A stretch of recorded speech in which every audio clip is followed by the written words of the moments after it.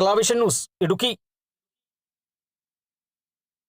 മേൽക്കൂര അടർന്ന തലയിൽ വീഴുമോ എന്ന പേടിയിലാണ് പത്തനംതിട്ട നാരങ്ങാനം വില്ലേജ് ഓഫീസിൽ കെട്ടിടത്തിലേക്ക് ജീവനക്കാരും നാട്ടുകാരും എത്തുന്നത്.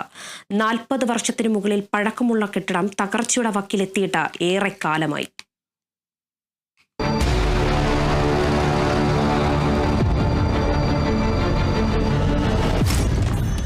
ഇതാണ് നാരങ്ങാനം വില്ലേജ് ഓഫീസിന്റെ അവസ്ഥ. കോൺക്രീറ്റ് പാളികൾ ഏതു നിമിഷവും അടർന്നു വീഴും. ചില സ്ഥലങ്ങളിൽ തുരുമ്പെടുത്ത കമ്പികൾ പുറത്തു കാണാം.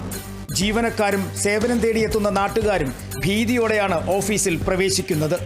ഏതു സമയത്തും സിമന്റ് പാളികൾ തലയിൽ വീഴാം. 45 ലക്ഷം രൂപ റീബിൽഡ് കേരളയിൽ അനുവദിച്ച വില്ലേജ് ഓഫീസ് പണിയാൻ സാഹചര്യം ഉള്ളപ്പോൾ സർക്കാർ അടിയന്തരമായി ഭൂമി കണ്ടെത്തി ഒരു പുതിയ വില്ലേജ് ഓഫീസ് നമ്മുടെ നാട്ടിലേക്ക് പണിയണമെന്നാണ്. അല്ലാത്ത പക്ഷം ഒരു അപകടമുണ്ടാകുന്ന മുറയ്ക്ക് മാത്രം ഇടപെടുന്ന ഒരു സ്ഥിതിവിശേഷം ഉണ്ടാകരുത്. പലപ്പോഴും കെട്ടിടത്തിന്റെ അറ്റകുറ്റപ്പണികൾ നടത്തുന്നത് ഉദ്യോഗസ്ഥരുടെ ചിലവിൽ. റവന്യൂ വകുപ്പിന് മുമ്പിൽ പരാതിയുമായി ജീവനക്കാരും നാട്ടുകാരും എത്തി. കെട്ടിടത്തിൽ ചായം പൂശി തൽക്കാലം റവന്യൂ വകുപ്പ് തലയൂരി. മുഖ്യമന്ത്രിക്കും വകുപ്പ് മന്ത്രിക്കും പരാതി നൽകി കാത്തിരിക്കുകയാണ് വില്ലേജ് ഓഫീസിലെ ജീവനക്കാർ.